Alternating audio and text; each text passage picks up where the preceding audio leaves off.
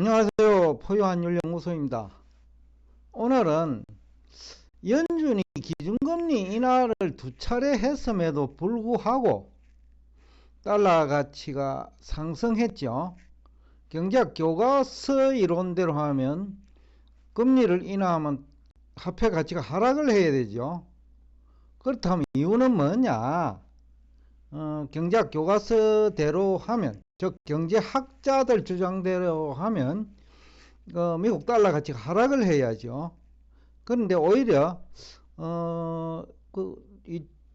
지난 9월 말 10월 초에 했을 거니까 그때 이후 달러 인덱스가 거의 한 5% 이상 올랐거든요. 한 6% 올랐네요. 근데 이렇게 되니까 이제 시장 참여자들이 이제 대부분 대응에 실패했겠죠. 경제학자들 중에는 이게 이해할 수 없다. 이 경제 현상이 잘못됐다는 얘기죠. 경제 이론은 문제가 없는데. 그래서 오늘 이 주제를 가지고 왔는데, 우선은 경제 이론은 경제 현상을 연구해 가지고 도출되죠. 그죠? 그러면 보편 타당해져야 되잖아요. 그러면 경제 현상을 중심으로 얘기를 해야지, 경제 이론을 중심으로 경제 현상이 틀렸다? 이거는 말이 안 된다는 거죠. 이건 경제학자 자질 문제예요. 만약에 경제 이론은 문제가 없는데 경제 현상이 잘못됐다고 주장을 한다면 그것은 학자들의 자질 문제라니까요. 그렇다면 왜 이런 현상이 발생하느냐는 거죠. 첫째는 과연 기준금리와 통화가치 상관관계가 과연 있느냐라는 거죠. 경제학 교과서에는 상당히 있다고 하거든요. 근데 경제학 교과서 이론이 등장한 시대적 상황이 고정환율 제도 시대예요. 환율 제도 자체가. 그러니까 환율이 고정되어 있으니까 국가 간에 금리 차가 생기면 돈이 이동할 수 있잖아요. 그런데 미국이 절대적으로 일본이나 유럽 등과 비교해 가지고 절대적으로 금리 수준이 높단 말이죠. 그러니까 고정환율 제도 시대라고 하더라도 이건 설득력이 없는 얘기예요. 그리고 기준금리와 통화가치는 상관관계가 있는 것이 또 정상이라는 주장도 설득력이 없어요. 왜냐하면 시장금리는 다르게 움직일 수 있거든요. 기준금리는 예를 들어서 인하를 해도 최근 한 두 달처럼 시장금리 오히려 올라버릴 수 있다는 거죠. 그러니까 기준금리 중심으로 얘기해서도 안 되는 거예요. 굳이 얘기를 한다고 하면 시장금리 중심으로 해가 얘기를 해도 설득력이 있을 똥 말똥이에요. 근데 학자들은 마치 기준금리가 대단히 신뢰도가 높은 금리인 것처럼 얘기한다는 거죠. 외환시장과 관련해 가지고. 근데 그렇지 않다라는 거고. 또 대부분 경제학자들 다 알고 있어요. 경제 전문가도. 경제 이론은 가정을 전제로 기술되어 있어요. 이게 무슨 얘기냐 하면 환율과 관련해서 얘기하면, 그러면 금리를 인하하면 다른 것은 변하지 않아야 돼요. 쉽게 하면 미국 실물 경제도 망가져야 되는데 안 망가진다라는 거죠. 금리 인하를 했음에도 불구하고.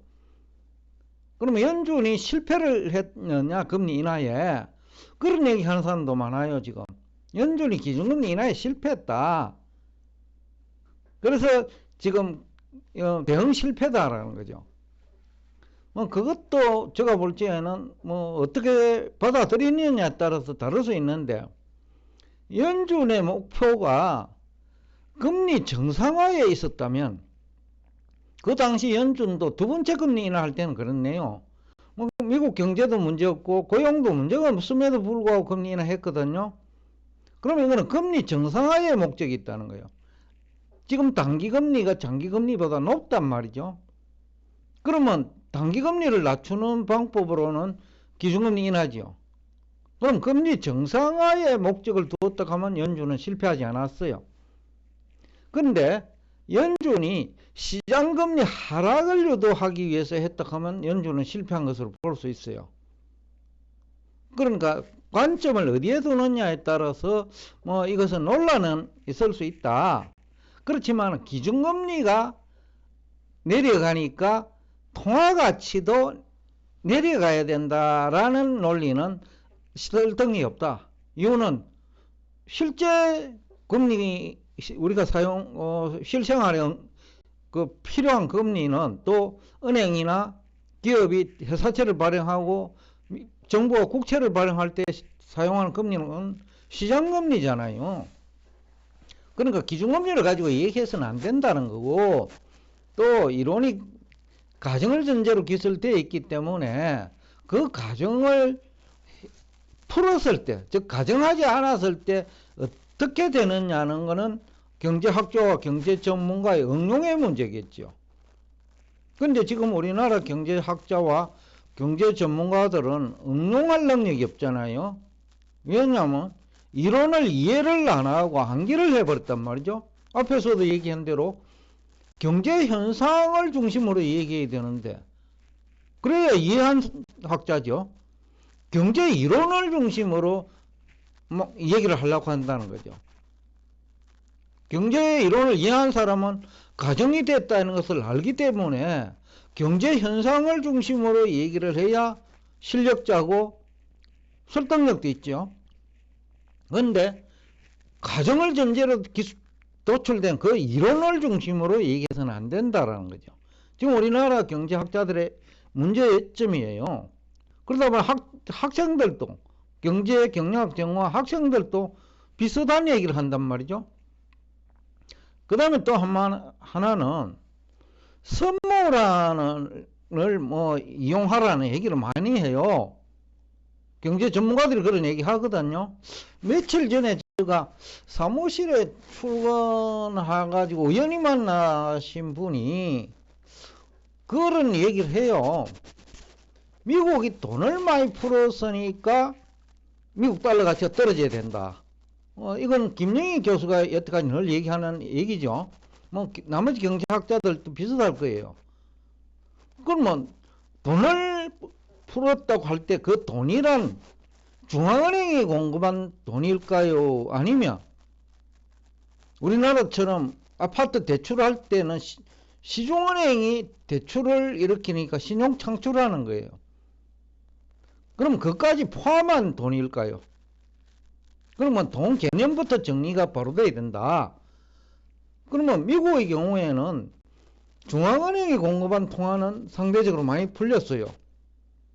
지난 3년 이상. 그리고 또 2022년 3월 이후에는 통화량 조절도 많이 했어요. 즉 중앙은행이 가지고 있는 재산을 팔아가지고 흡수도 했다는 거죠. 그러면 이제 결국은 그 통화량과 관련돼서 얘기하더라도 통화를 늘릴 때는 통화가치가 떨어져야 되고, 통화량을 줄이면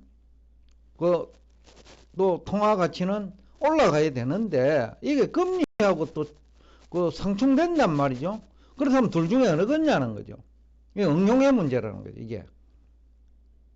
그리고 이 선물한 이 부분도 굉장히 뭐 어떻게 보면 오해하고 있는데, 대부분의 경제학자들은 선물안을 통해서 환율 관리를 할 수 있다고 생각을 해요. 그런데 2021년 이후 2024년 지금 12월이네요. 약 4년에 걸쳐서 선물안 시장 참여자 대부분 실패했어요. 제가 볼 때는 한 90% 실패했다고 보거든요. 경제학 교과서 또는 경제학자들 주장대로 하면 선물안 매매를 통해서 성공을 해야 되는데 실패했다는 거죠. 그럼 실패한 이유는 뭐냐는 거죠. 구체적으로 보면 크게 보면 두 가지예요. 선물안을 이용하려고 하면 가장 먼저 그 전제 조건이 환율 전망 능력이 있어야 돼요. 환율이 내려갈 것으로 예상을 하고 실제로도 내려갈 때 선물한 매도를 하면 수출업체는 환율 방어가 돼요. 환율 리스크가 관리가 돼요. 그런데 반대로 환율이 하락할 것으로 예상했는데 실제는 올라가 버린 경우, 그게 2021년 이후 2024년 12월까지죠. 1100원 하던 환율이 지금 1400원까지 와가 있거든요. 300원 올라간 거죠. 그러면 선물한 그 레버리지 배수가 지금 한 20배 정도 되거든요. 은행을 이용할 경우에는. 그러니까 5% 정도를 가지고 지금 20배에 해당되는 그 환위험을 관리를 하는 거죠. 그런 경우에는 수출 금액이 예를 들어서 100억이면 5억을 가지고 한다는 거예요. 20배, 그죠? 아니네요. 5배네. 그건, 5억입니까? 5억이 20배면 40억밖에 안 되네. 2배면 40억밖에 안 되네. 5억도 안 되네요. 그러니까 여하튼 그 20분의 1을 가지고 환위험 관리를 하거든요. 근데 레버리지가 20배면 결국은 그 가지고 있는 달러나 수출한 금액만큼 이제 해치를 하는 건데, 그 경우에 거꾸로 가버리면 환차 손이 생기잖아요. 그거는 보험도 아니에요. 며칠 전에 만나신 분은 그걸 보험으로 생각하는데, 즉 보험료라고 생각한다는 거죠. 그 금액이 거꾸로 가버린 경우에는 보험료가 아니고 엄청난 손실로 이어지는 거예요. 여하튼 뭐 여기에 대한 인식도 잘못되어 있는 것 같고, 그 다음엔 타이밍이에요. 근데 대부분은 환율 상승 초반기에는 선물한 매도를 한단 말이죠. 또 한참 오른 다음에 선물한 매도를 하면 그래도 괜찮는데, 초반에 그 선물한 매도를 하고 또 한참 오른 다음에 추가적으로 환율이 오를까봐 선물한 매수를 하면, 그때는 지난 2개월 전처럼 1400원 갔다가 1310원까지 갈 때는 선물한 매수를 해도 뒤늦게 했기 때문에 또 환차손이 발생해요. 그러니까 이것은 굉장히 이제 이론의 문제이기도 하고 대응의 문제이기도 하다. 그래서 공부를 해야 되는데 학자들은 계속 엉터리를 가르치고 있고, 또 화폐가치 결정 원리도 모르고, 또 시장 참여자들은 그분들 얘기를 듣고 시장에 참여하니까 그 실패가 자꾸 반복되는 거예요. 그래서 원화가치는 더 내리는 거예요. 기업은 더 망가지는 거고 주가는 더 빠지는 거고. 여하튼 이 환율 쪽은 지금 공부를 제대로 해야 되는데, 대부분의 또 시장 참여자들, 경제학도 이분들이 교수의 얘기는 받아들이고 포유 환율 연구소 얘기는 안 받아들여요. 그게 좀 안타깝긴 해요. 제가 이거 환율 관련 강의를 하고 싶어도 인식이 그렇게 돼 있으니까 다 안다고 생각한다는 거죠. 다 안다고 생각하니까 굳이 그 얘기를 해줄 필요가 없죠. 하여튼 오늘 하고자 하는 말의 요지는 결국 그 환율 결정 원리 제대로 알아야 되고, 그 다음에 환위험 관리도 그 타이밍을 이제 제대로 알아야 되고, 환율 전망이 제대로 될 때 환위험 관리는 성공할 수 있다. 그리고 그 선물한 관련 비용은 보험료는 절대 아니다. 오히려 환위험 관리를 했기 때문에 큰 손해를 본다. 그것이 금리의 문제도 있고, 대출금리, 그 다음에 회사채 발행금리의 문제도 될 수 있고, 그 다음에 주식시장의 문제도 될 수도 있고, 근로자의 임금하고도 상관관계가 있다 라는 얘기를 하면서 오늘 여러분과 대화를 여기서 끝내겠습니다. 오늘도 끝까지 경청해 주셔서 대단히 감사합니다.